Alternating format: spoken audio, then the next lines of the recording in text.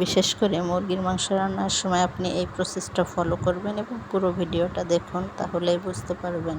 প্রতিটা বিষয়ে আমাদের স্বাস্থ্য সচেতন হতে হবে এবং স্বাস্থ্যের কথা মাথায় রেখে খেতে হবে, বিষয়টা সবসময় মাথায় রাখতে হবে। এই যে আলু বা যে কোনো সবজি দেন না কেন সেটা হালকা একটু ভেজে নেবেন। তারপর মশলাটাই যে দিয়ে দিলাম আদা রসুন আর জিরা বাটা, একটু লাল মরিচ ছিল সাথে দিয়ে দিলাম। এটা হালকাভাবে কষিয়ে নেবেন। মনে রাখবেন মশলা বেশি কষানো হলে সেটা গুঁড়োপাক হয়ে যায়। তারপর দিয়ে দিলাম মাংসটা লবণ হলুদ মাখিয়ে রেখেছিলাম, আমি মাংসটা দিয়ে দেব। হালকা একটু নেড়ে চেড়ে এটাকে মাংস পুরো মশলা মিশিয়ে নিয়ে আমি পরিমাণ মতো পানি দিয়ে দেব।